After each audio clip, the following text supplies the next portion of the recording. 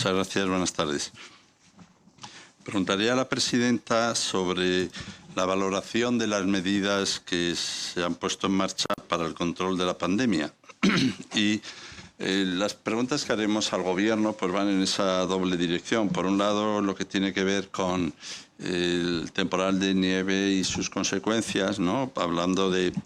porque hemos visto también algunas necesidades que hay que mejorar, como el personal del 112, si tenemos los medios necesarios, o que lo que creemos que puede mejorarse o no se ha acertado, o sí, en la estrategia de los transportes, movilidad e infraestructuras.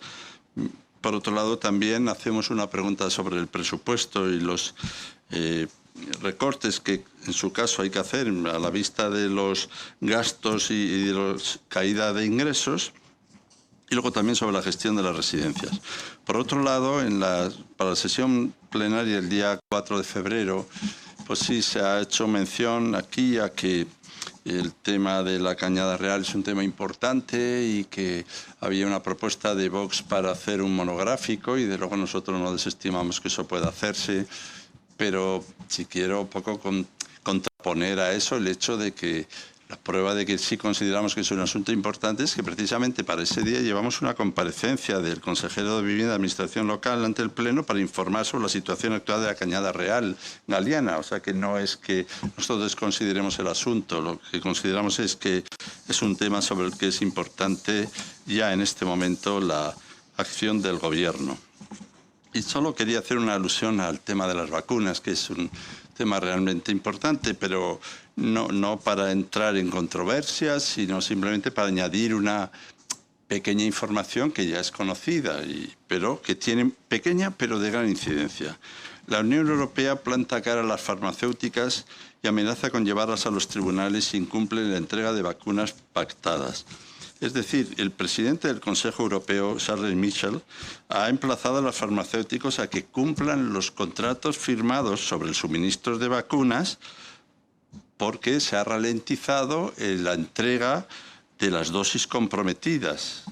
Y ha dicho que van a hacer que se respete los contratos y que se van a recurrir a todos los medios a su disposición en declaraciones a la Radio Europa 1. Con esto quiero decir que cuando decimos al Gobierno de España que faltan vacunas, yo no entro en cuestión ni en debate con eso, tampoco transmitamos la idea de como si el Gobierno de España no estuviera escondidas para molestar, ¿no? Para molestar a Madrid.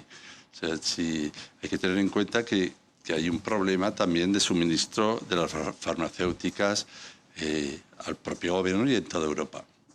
Con esto no refuto, ni contrapongo, ni contradigo lo que se dice aquí. Simplemente añado información para tener una visión más ponderada de las cosas. Y ahora a su disposición. Iniciamos el turno de pregunta. María José Escalera, de Telemadrid, tienen la palabra. Sí, buenos días, señor Gabirondo. Quería preguntarle por los presupuestos. Parece que arranca ya la negociación presupuestaria. ¿Les han trasladado a ustedes alguna línea general de por dónde pueden ir? No conocemos por dónde pueden ir. Lo que ahora estamos más preocupados, además no se nos ha dicho nada, ¿no?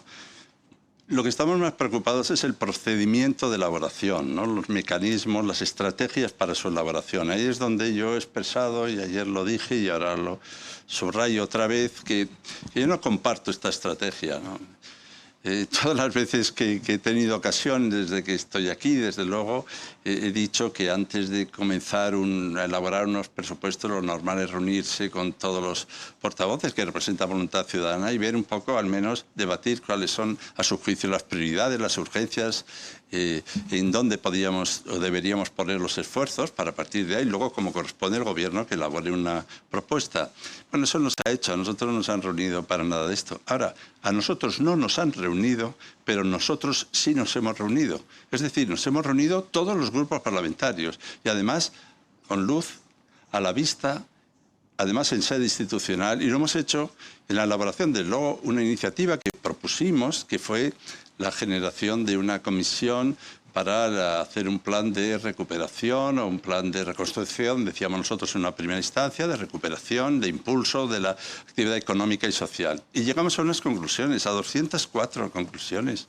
las firmamos, las aprobamos el 15 de octubre en el Pleno de la Asamblea. Digo la fecha, 15 de octubre, porque no es una historia anterior a la pandemia, es una historia en el corazón de la pandemia. Y la aprobamos todos, menos Vox, pero ni siquiera es que Vox no las aprobó porque no le parecía que las resoluciones eran las más adecuadas o no, es que no quiso participar en el proceso como tal, ¿no?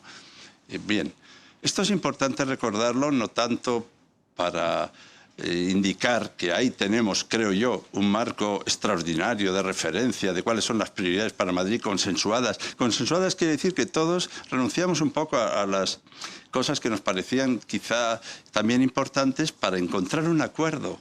Para impulsar económicamente, socialmente, en tiempos de pandemia la economía y la sociedad, ¿no? La dimensión también social, precipitada por la crisis sanitaria. Bueno, esto ahora resulta que precisamente en el procedimiento se estima que quien ha de ser prioritario a la hora de establecer los presupuestos, que ha de ser consultado, como ellos mismos leen, línea, línea, apartado, apartado, epígrafe, epígrafe de los presupuestos, es Vox.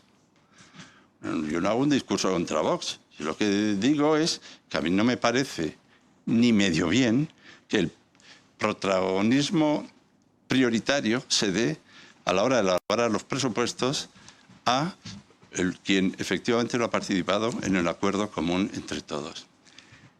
Y además me parece sintomático, además de que no me parece bien, me parece sintomático desde el punto de vista político, porque demuestra también que el acuerdo que han establecido entre el gobierno, dentro del gobierno, pues solo faltaba, es lo que digo yo, solo faltaba.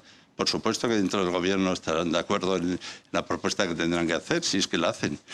Y ya la estudiaremos y la veremos. Lo que se entiende es que hay que acercarse prioritariamente a Vox. ¿Por qué? Y la respuesta es porque fueron quienes propiciaron el gobierno. Bueno, pues recordemos que Vox es quien propició el gobierno, que Vox es quien sostiene el gobierno, que ellos se sostienen en Vox y que necesitan estar los tres juntos para poder sostener la política que quieren hacer en la Comunidad de Madrid. Dicho esto, que no trata de insultar a nadie, y aceptado esto, lo que tenemos que es dejarnos ya de otros discursos que parecerían que ponen en duda por aquel sistema ya muy conocido que tanto nos hizo a nosotros comentar de que el PP hablaba con Vox, el PP hablaba con Ciudadanos, pero Ciudadanos no hablaba con Vox, sino que quien hablaba con Vox era el PP. Bueno, esa maniobra descriptiva, porque a la hora de la verdad es otra cosa, pues ahora queda en evidencia que aquí hablan todos con ellos, se sientan con ellos y con ellos van a pactar los presupuestos. Nuestra objeción entonces de procedimiento, de estrategia, por razones también de respeto a la Asamblea y a sus acuerdos y por razones también políticas, porque nos parece que apoyar la política de la comunidad en el partido, segundo partido, que tiene 12 diputados y precisamente la votación que se hizo allí fue 118 a favor de ese dictamen y 12 en contra, que son estos 12, apoyar, 12 diputados y diputadas que merecen todo mi respeto, apoyar los presupuestos en estos 12, me parece a mí que no respeta bien, desde luego, el acuerdo del Pleno de la Cámara.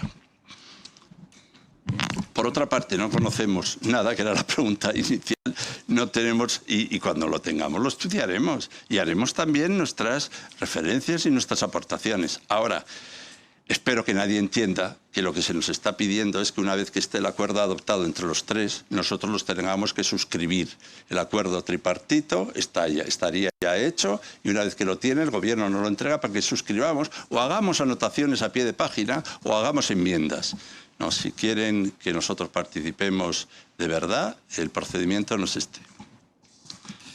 Turno ahora para José Frutos, de Onda Madrid. Sí, hola, buenas tardes. Ya una pregunta muy rápida, que es muy tarde. En esta tarde se han referido varios grupos al hecho de que la Comunidad de Madrid sea la única, según ellos, que no tiene ayudas directas a la hostelería. Quería saber si usted confirma estos datos o esta impresión y qué le parece. Gracias.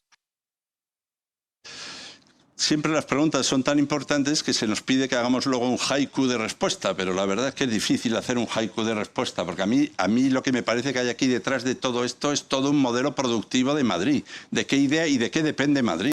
Y Madrid depende en gran parte también del turismo y depende de la hostelería de una manera tremenda, tremenda. O sea que esto también algún día habría que hablar que esto nos pasa. Y yo, por tanto, le doy una importancia decisiva a la hostelería, mientras a la vez digo que hay que revisar el modelo productivo. Lo que a mí me parecían las medidas sanitarias, siempre he dicho que me parecían, incluso dije la palabra laxas, incluso muy laxas, y pedía medidas más claras, más estrictas, en algún momento incluso he pedido más severas, pero no estoy pidiendo simplemente más restricciones, no, sino que las medidas primero hay que cumplirlas y hacerlas cumplir. Y en segundo lugar tienen que tener claridad en su capacidad de ejecución, ¿no? De ahí estaba nuestra objeción a los confinamientos por zonas, ¿no? Por ejemplo. Bien, lo hemos pedido y yo digo que eso, en no hacerlo, aumenta la incertidumbre. Ahora en concreto, por lo que me pregunta, pues yo creo que hay que plantearse seriamente hasta qué punto la única manera de evitar aglomeraciones y lograr que los ciudadanas estemos en casa más tiempo, pues es también que los horarios de locales y apertura y cierre de locales sean también horarios más breves en su duración. ¿Que esto repercute en algunos muy especialmente en la hostelería? Pues es verdad. Y por tanto lo que hay que hacer es planes efectivos de impulso, de apoyo, de financiación incluso directa, de aportaciones directas a los hosteleros. No hay que decirle, mira, cerráis y vais a ganar menos y entonces, ¿qué le vamos a hacer? La vida es así de dura. No. Una comunidad como Madrid les tiene que apoyar y les tiene que incentivar y les tiene que dar ayudas directas. Esto es lo que yo pienso. Esto es lo que me parece que hay que hacer. Y por tanto no es simplemente dejarlos ahí en la estacada. Dice que ya se están haciendo, decía el representante del Partido Popular. Pues de acuerdo, pero los datos que tenemos, los informes que leemos, no nos confirman eso, más bien al contrario. No bastaría con eso, desde luego hay que reforzar servicios públicos, hay que reforzar la sanidad pública, todo eso es verdad. Todo eso es verdad. Pero a los menos discursos de exaltación de la hostelería por la vía de tenerlos abiertos mucho tiempo, sin más, lo cual significa muchas personas en la calle, muchas personas en lugares donde nos quitamos o ponemos la mascarilla varias veces, y ayudas directas. Esto es lo que pienso. Y desde luego, espero que eso esté en los presupuestos. Espero que esté en los presupuestos. Claramente. Y no simplemente un proyecto como se hacía de 1.000 millones aisladamente, sino en un programa articulado que tenga en cuenta también los efectos en los sectores sociales que se han visto más afectados. Algunos son sectores comerciales, sectores de emprendedores, sectores de autónomos, y otros son otras vulnerabilidades muy importantes en la sociedad de las que también tenemos que hablar. Y espero que en los presupuestos también estén esas aportaciones a los sectores vulnerables, que no son empresarios siempre, que no son siempre autónomos, que no siempre tienen un local en la hostelería, pero tienen necesidades y urgencias. Acordémonos también de ellos. Por tanto, los presupuestos están unidos a esto también. Porque no nos presentaron los presupuestos, estamos por verlo. Nos presentaron los presupuestos de los presupuestos. Aquello era un presupuestos, porque no hemos visto una línea, ni hemos visto un papel. Así que si lo que nos han traído aquí es un acto en el que nos han dicho que Ciudadanos y el PP están de acuerdo, bueno, yo creía que estaban de acuerdo ya de siempre. Aunque había datos que nos hacían dudar. Ahora nos lo confirman. Al estar ahora de acuerdo, están diciendo que hasta ahora no lo han estado. Muchas gracias. Hay Carmela Pérez, de Televisión Española, hace llegar dos preguntas que tienen que ver con el COVID. La primera de ellas dice, con las cifras que arroja la pandemia, ¿le parecen suficientes las medidas restrictivas que hay en vigor? Y la segunda pregunta, formulada por Carmela, señala que ¿qué propone su grupo parlamentario? Bueno, desde luego la incidencia acumulada, que es más de 900 por 100.000 habitantes, las cifras que hay de las UCIs, no sé si hay que decir colapso, porque cuando uno dice colapso le dicen que no hay colapso, pero entonces de precolapso en algunas UCIs, en algunos hospitales, pues yo creo que las medidas tienen que ser, en mi juicio, no son suficientes. Hace falta más medidas. Estas más medidas pues tienen que ver, desde luego, con algunas que no se han tomado cuando había que tomar, que era reforzar, como decíamos, el personal hospitalario, apoyo a la atención primaria, incremento de personal, pero no solo en el ámbito sanitario, también en el ámbito de la educación, en los servicios públicos. En la educación se despidió a más de 1000 personas recientemente, pensando que bueno, ya había pasado el asunto de la crisis del COVID, y como esto era una cosa coyuntural, pues pasado esto pasamos a otra cosa. Pues la otra cosa no ha sido menor que la que estábamos. Y por tanto, el reforzar los servicios públicos, que llegamos tarde, pero es imprescindible. Reforzar la sanidad pública es imprescindible. No basta decir que es heroica la labor que están haciendo los sanitarios. Y también digo, es imprescindible tener unos presupuestos en Madrid, unos presupuestos que tengan una dimensión económica y social consistente y que vayan en la dirección de vincular el bienestar con la prosperidad, que es el desafío de Madrid. Y esto espero que se hagan esos presupuestos, y confío que estemos en eso, y confío que quienes tienen por lo visto el prioritario privilegio de andar en esas cosas mientras los demás tenemos que esperar a ver cómo les va, pues nos presenten algo que vaya en esta línea. Bien, creo que no hay más preguntas, de manera que damos por finalizada la rueda de prensa. Gracias a todos y buenos días. Muchísimas gracias.